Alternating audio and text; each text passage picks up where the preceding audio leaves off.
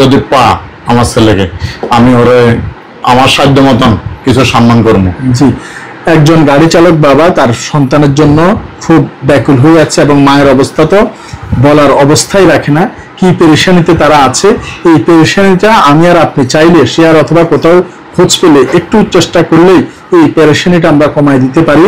রহিম, দেশ এবং প্রবাস থেকে এই মুহূর্তে যারা দেখছেন সবাইকে আসসালামু আলাইকুম। আজকে আমি অবস্থান করছি বাংলাদেশের প্রথম বেয়ারিশ হাসপাতালে। আজকে আমরা একটি দুঃখ ভারাক্রান্ত বিষয় নিয়ে আপনাদের সামনে উপস্থিত হয়েছি। বিষয়টি হচ্ছে হারানোর মিছিল এতই দীর্ঘায়িত হচ্ছে যে গতকালকের পরে আজকে একটি হারানো বিজ্ঞপ্তি নিয়ে আপনাদের সামনে আমি উপস্থিত হয়েছি। এই যে বাচ্চাটি দেখতে পাচ্ছেন, তার নাম মিনহাজ এবং সে ষষ্ঠ শ্রেণীতে পঞ্চম শ্রেণীতে পড়ে মাদ্রাসায় সুলুকবহর মাদ্রাসা থেকে হারিয়ে যায় গত শুক্রবার। আজকে প্রায় কয়েকদিন যাবৎ সে নিখোঁজ, জিডি করা সহ বিভিন্ন জায়গায় প্রচারণা সহ নিঃস্ব অবস্থায় কোথাও আর হদিস না মিলে এখান পর্যন্ত দ্বারস্থ হয়েছেন। আপনার ছেলে তো নাকি? আপনার নাম কি? আমার নাম মোহাম্মদ রুবেল। রুবেল ভাই, কি করেন? আমি গাড়ি চালাই। আচ্ছা, কি গাড়ি চালান? প্রাইভেট কার চালান। আচ্ছা, তো ভাই আপনার এই ছেলে গত শুক্রবার কিভাবে হারিয়ে গেছে? পরনে কি ছিল একটু বলেন। ওর পরনে ছিল সাদা মাদ্রাসা পোশাক, আর হুজুরের না বলি বাসায় চলে গেছে। বাসা থেকে আমি বলছি যে হুজুরকে বললি তারপরে বাসায় আসবে। তো এতটুকুর ভিতরে চলে যাই, বদনার যে আমার কল দিছে, আমি মাদ্রাসায় আছি, কিন্তু ও মাদ্রাসায় জানা। আমি হুজুর ফোন দিছি, হুজুর বাচ্চা কি গেছে? এখন না, ও আসেন। এতটুক পরে আর বাচ্চা আর পাইতেছে না, শেষ। আচ্ছা ভাই, ফ্যানটা দিয়ে একটু অসুবিধা হয়, নোজ তো বেশি মনে হয় আসবে না। তো আমরা বিষয়টি আজকে যেটা নিয়ে আপনাদের সামনে উপস্থিত হয়েছি, আপনারা যারা ভিডিওটি দেখছেন অবশ্যই শেয়ার করবেন, কারণ মা বাবা তারাই জানে যে তাদের আদরের বাচ্চাটি হারিয়ে গেলে তাদের কাছে কষ্ট কি পরিমাণে লাগে বা হয়।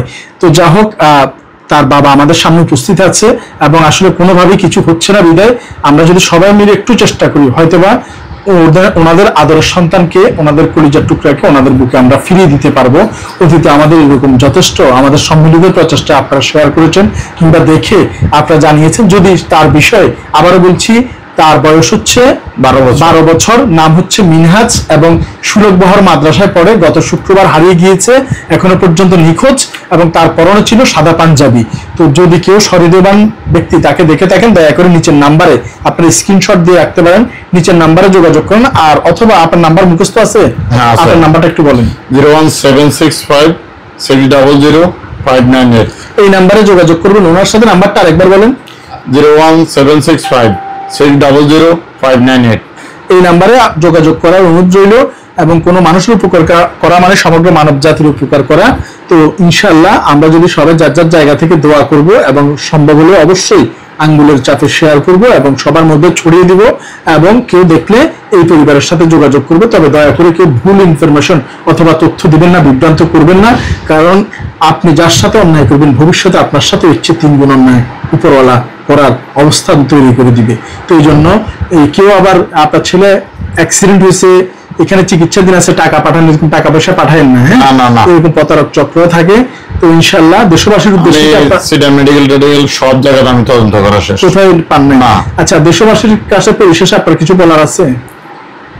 আমার বলার আছে, যদি পা আমার ছেলেকে, আমি ওরে আমার সাধ্য মতন কিছু সম্মান করবো। জি, একজন গাড়ি চালক বাবা তার সন্তানের জন্য খুব ব্যাকুল হয়ে আছে এবং মায়ের অবস্থা তো বলার অবস্থায় রাখে না, কি পেরেশানিতে তারা আছে। এই পেরেশানিটা আমি আর আপনি চাইলে শেয়ার অথবা কোথাও খোঁজ পেলে একটু চেষ্টা করলেই এই পেরেশানিটা আমরা কমায় দিতে পারি। এবং উনি ওনার সাধ্যমতো যিনি যদি এখান পর্যন্ত পৌঁছায় দেন, তাকে যথেষ্ট ওনার সাধ্যমতো পুরস্কার বা সম্মানী উনি করবে। তো ইনশাআল্লাহ যার যার জায়গা থেকে আমরা শেয়ার করব, দোয়া করব, এবং দেখে থাকলে অবশ্যই এই নাম্বারগুলোতে যোগাযোগ করব।